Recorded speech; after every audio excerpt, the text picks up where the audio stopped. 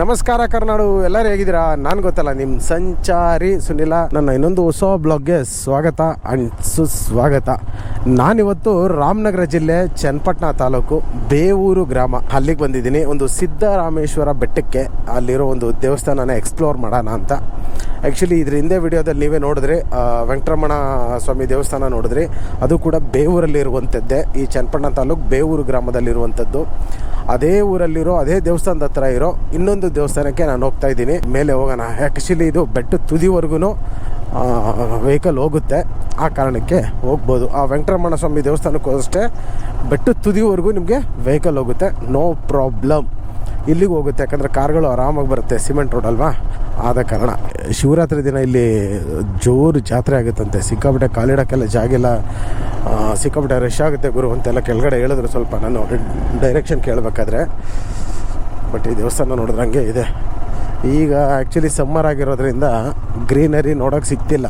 ಇಲ್ಲ ಆದರೆ ನಿಮಗೆ ಒಳ್ಳೆ ಗ್ರೀನರಿ ಸಿಕ್ಕಿರೋದು ಆ ಕಡೆ ನೋಡಲಿಕ್ಕೆ. ಇನ್ನೂ 1 ಕಿಲೋಮೀಟ್ರ್ ಇದೆಯಾ? ಇಲ್ವಾ? ಬಂದ್ವಾ? ಇನ್ನೂ ಇಲ್ಲ ಇದೆ, ಇನ್ನು ಸ್ವಲ್ಪ ಮೇಲೆ ಹೋಗ್ತಾ ಇದೆ. ಬ್ಯಾರಿಕೇಡ್ ಎಲ್ಲ ಭಸ್ಮ ಮಾಡಿಕ್ಕಿದಾರಲ್ಲ ಗುರು. ಆ್ಯಕ್ಚುಲಿ ವೆಂಕಟರಮಣ ಸ್ವಾಮಿ ದೇವಸ್ಥಾನಕ್ಕಿಂತ ಈ ಬೆಟ್ಟ ತುಂಬ ಹೈಟಲ್ಲಿದೆ.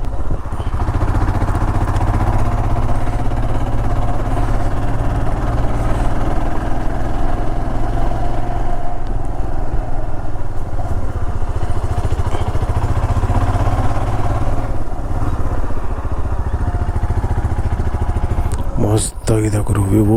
ಆ್ಯಕ್ಚುಲಿ ಇದು ನೋಡಿದ್ರೆ, ನಾನು ಮಾವನೂರು ಮಲ್ಲೇಶ್ವರ ಬೆಟ್ಟ ಅಂತ ಒಂದಿತ್ತು. ಆ್ಯಕ್ಚುಲಿ ನಿಮ್ಗೆ ಲಾಸ್ಟ್ ಬ್ಲಾಗ್ ನಾನು ಹಾಕಿದೆ ಇನ್ಸ್ಟಾದಲ್ಲಿ ತುಂಬ ದಿನಗಳ ಹಿಂದೆ. ಆ ಥರ ಕಾಣಿಸ್ತಿದೆ ಬೆಟ್ಟ. ಅಲ್ಲಿ ಹಿಮ ತುಂಬ್ಕೊಳ್ತಿತ್ತು, ಇಲ್ಲಿ ಹಿಮ ಇಲ್ಲ ಅಷ್ಟೇ. ಈಗ ರಿನೋವೇಷನ್ ಮಾಡಿದ್ದಾರೆ ಗುರು ದೇವಸ್ಥಾನ, ಏನೇನೋ ಕಟ್ಟಿ. ಬಾ,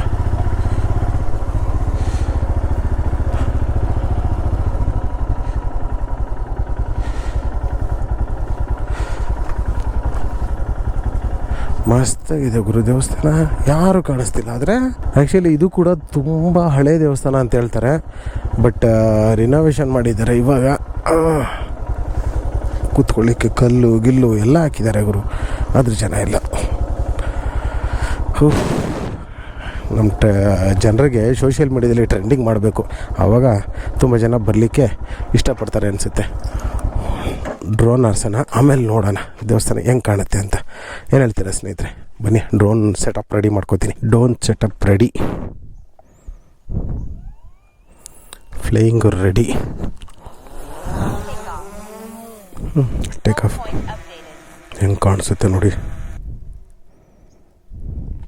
ವ್ಯೂ ಮಾತ್ರ ಮಸ್ತಾಗಿದೆ ಗುರು.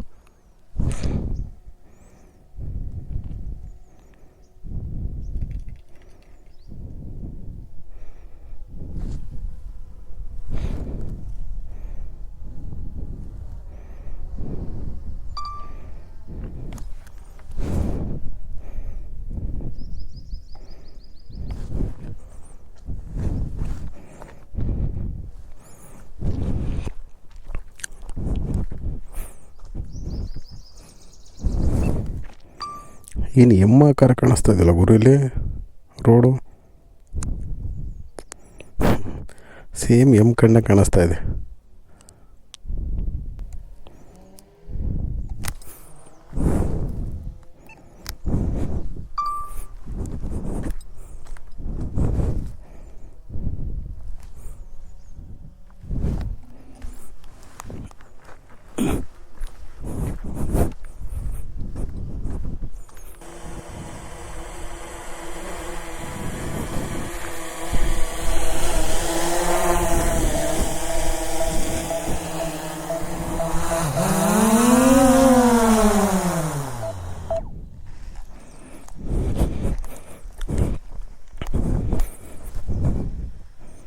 ಸ್ನೇಹಿತರೆ, ಓಡೋಣ. ಸಿಕ್ಕಾಪಟ್ಟೆ ಶೆಕೆ ಆದ ಕಾರಣ ಇಲ್ಲಿ ಇರೋಕ್ಕಾಗಲ್ಲ, ಹೊರಟು ಬಿಡೋಣ.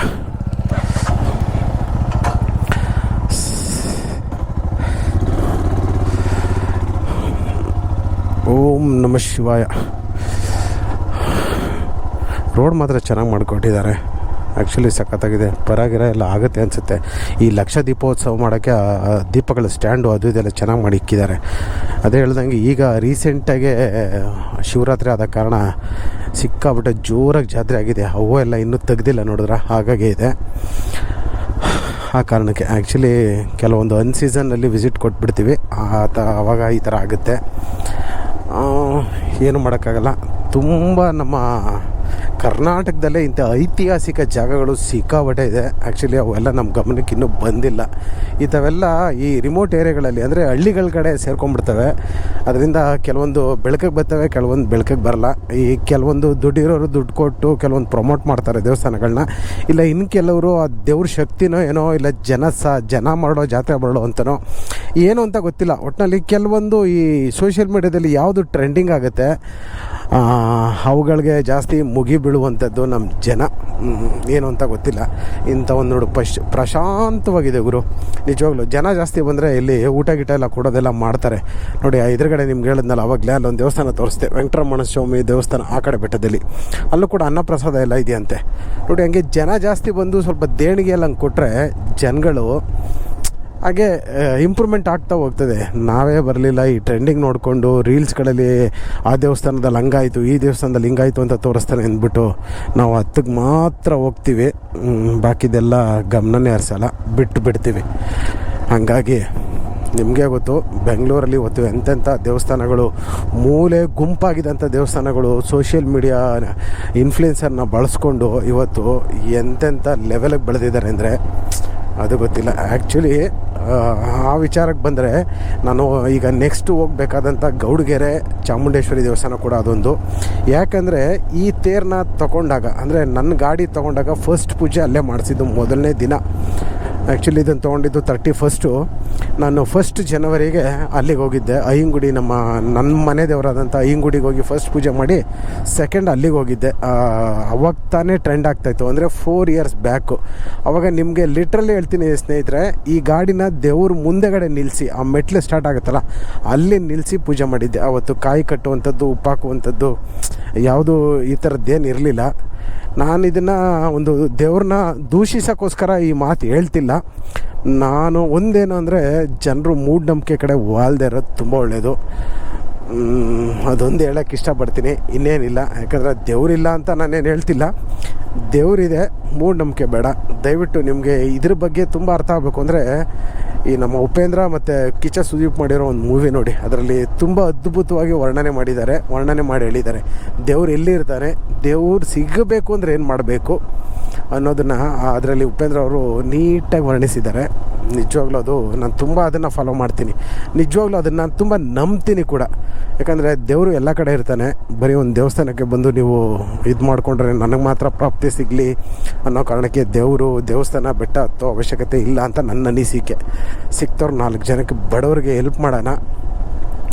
ನಿಮ್ಮ ಕೈಲಾದಷ್ಟು ಸಹಾಯ. ಬೆಳಗ್ಗೆ ಎದ್ದ ತಕ್ಷಣ ಪ್ರಾಣಿ ಪಕ್ಷಿಗಳಿಗೆ ಊಟ ಹಾಕಿ, ಇಲ್ಲ ಊಟ ಇಲ್ಲದೆ ಇರೋರಿಗೆ, ಅನ್ನ ಇಲ್ಲದೆ ಇರೋರಿಗೆ, ಹಸುವಿಂದ ಬಳಲ್ತಿರೋರಿಗೆ ಊಟ ಕೊಡಿಸಿ.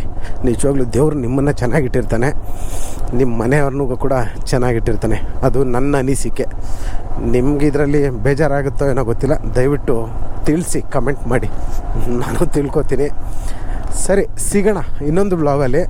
ಈಗ ಇಲ್ಲಿಂದ ಗೌಡಗೆರೆವರೆಗೆ ಹೋಗ್ತೀನಿ. ಯಾಕಂದರೆ ನಾನು 4 ವರ್ಷ ಆಯಿತು ಗೌಡಗೆರೆಗೆ ಹೋಗಿ. ಈಗ ಗೌಡಗೆರೆಗೆ ಹೋಗ್ತೀನಿ. ದೆನ್ ಅಲ್ಲಿ ಈಗ ಆಚರಣೆ ವಿಚಾರಣೆ ಎಲ್ಲ ಯಾವ ಥರ ಇದೆ ನೋಡಬೇಕು ಅನ್ನಿಸ್ತಿದೆ. ಅದಕ್ಕೆ ಹೋಗ್ತಿದ್ದೀನಿ. ಸಿಗೋಣ, ಈ ಬ್ಲಾಗ್ ಮುಗಿಸೋಣ. ಜೈ ಹಿಂದ್, ಜೈ ಕರ್ನಾಟಕ.